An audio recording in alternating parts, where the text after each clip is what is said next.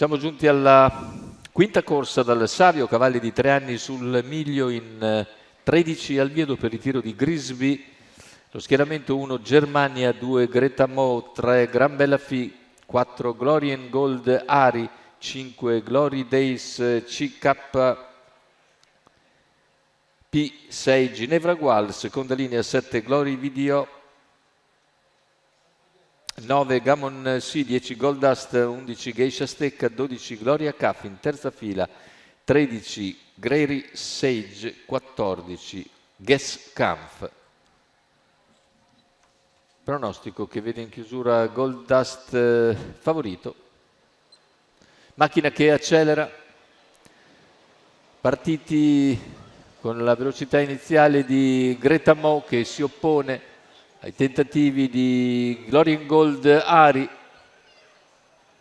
che poi può accodarsi in seconda posizione a metà della piegata avanti a Germania. 200 iniziali in 14,9 con Greta Mo che conduce nei confronti di Glory and Gold Ari.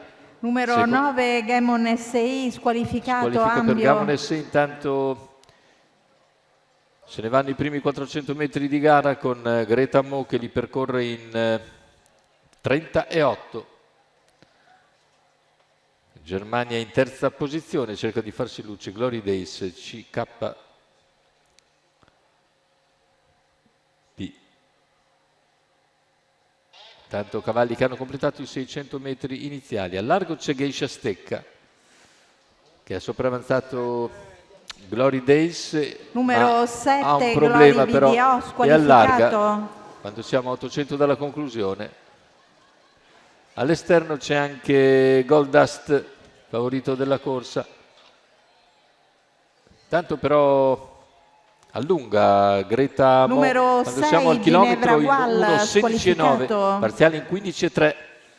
In seconda posizione si mantiene Glory and Gold Ari che sposta all'esterno.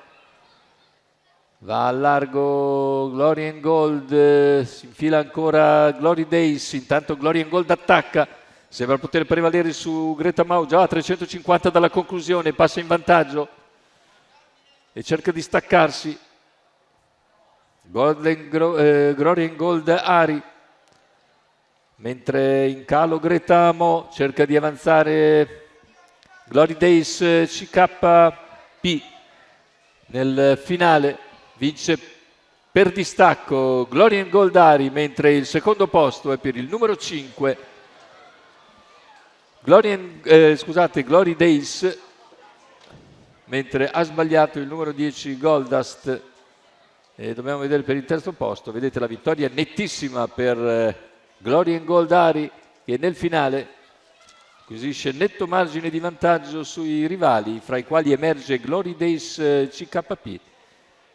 Mentre per il terzo, vedete falloso Goldust, è il numero 2, Greta Mo, che riesce ancora probabilmente a mantenere la terza piazza. Il successo invece per il numero 4, Glory and Gold Ari, Carmine Pisquoglio in sediola per il signor Yannick Gabor.